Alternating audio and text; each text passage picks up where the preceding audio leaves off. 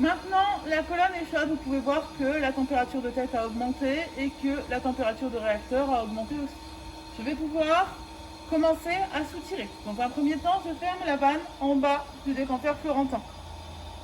Puis je me mets à soutirage total, de manière à remplir le décanteur Florentin.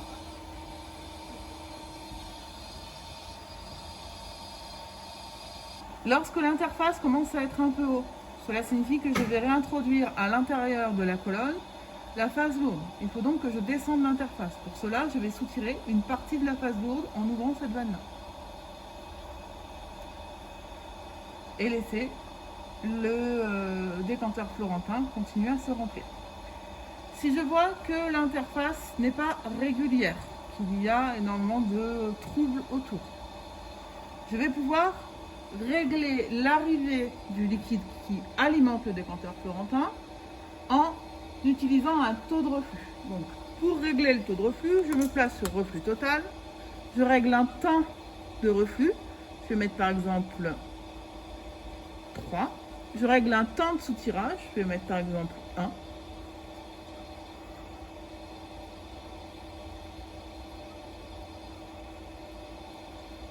J'aurai donc un taux de reflux de 3 divisé par 1, donc de 3. Et je me positionne sur 6.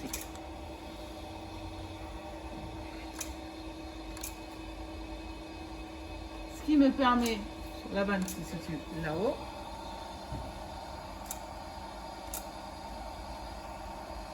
d'avoir des temps où je récupère le liquide pour alimenter le Florentin et des temps où je réintroduis le liquide à l'intérieur de la colonne.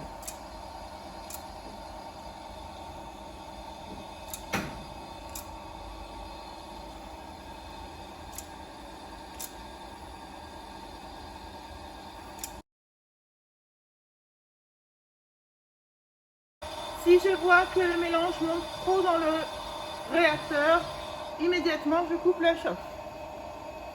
De manière à ce que cet emballement soit contrôlé.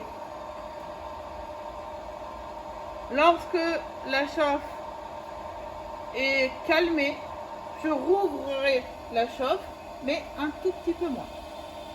J'étais sur 1/8, je me mets donc sur 1/12.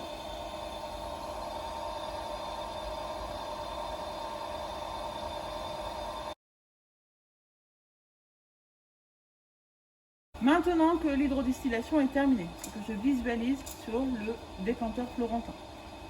Simplement, le liquide qui alimente le décanteur Florentin ne sera constitué que de phases lourdes et nous verrons les gouttes tomber au fond du décanteur Florentin. Donc, c'est bien le cas ici. Je vais donc commencer par me replacer sur reflux total pour arrêter l'extraction du distillat. Puis, je vais couper la chauffe. Donc pour couper la chauffe, je commence par fermer cette vanne. Puis, je ferme cette vanne. Et enfin, celle-ci. Je visualise que l'ébullition s'arrête bien à l'intérieur du bouilleur. Puis, je vais procéder au refroidissement. Donc, je vais ouvrir le circuit d'eau de refroidissement avec cette vanne et cette vanne. Celle-ci et celle-ci.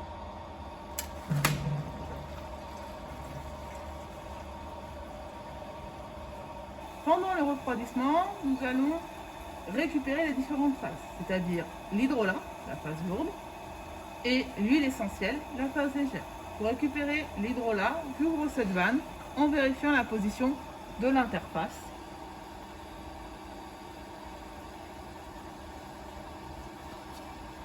Donc j'ouvre ici et je m'arrête quand l'interface arrivera ici.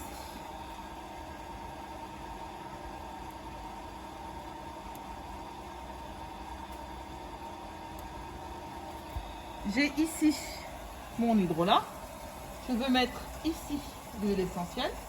Je vais donc retourner sur cette vanne-là et la positionner dans l'autre sens.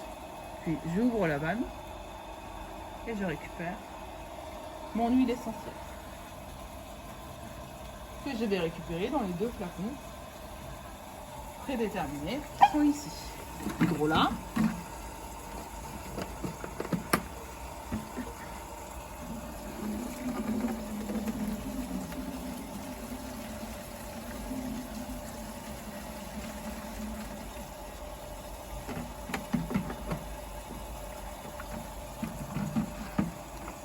Puis les stations.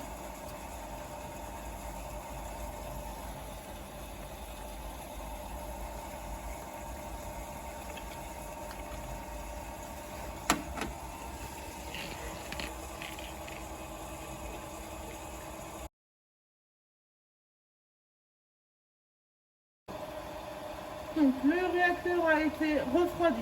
Puis une fois qu'il a été à température ambiante, il a été vidangé. Puis nous avons réalisé plusieurs rinçages. Sur le dernier rinçage, nous avons de l'eau à l'intérieur du réacteur. Nous allons couper l'agitation et vidanger le réacteur. Donc, coupons l'agitation sur le tableau électrique. Puis vidangeons.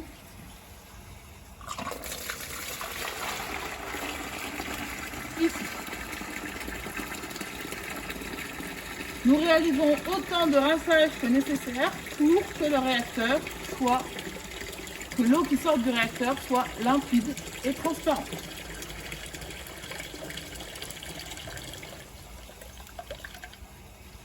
Donc maintenant que notre réacteur est propre, nous allons pouvoir procéder à l'arrêt de la machine. Pour arrêter cette machine, on va procéder à ce qu'on appelle la mise à l'évent, c'est-à-dire que le réacteur va rester ouvert de manière à ce qu'il puisse sécher. Et on va ouvrir aussi les vannes en dessous. On fait pareil pour les deux bacs de recette, de manière à ce que la machine puisse sécher. On n'oublie pas de fermer cette vanne pour éviter tout problème lors des prochaines manipulations et de laisser la vanne d'air ouverte ici. Puis, on se dirige vers le tableau électrique. On va éteindre le tableau électrique avec le curseur qui se situe au dos du tableau électrique.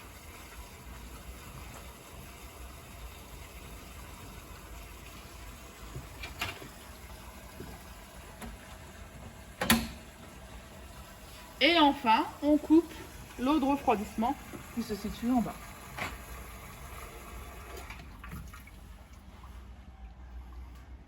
Pour éviter tout problème lors de la prochaine utilisation, sur le circuit de refroidissement qui se situe à l'arrière,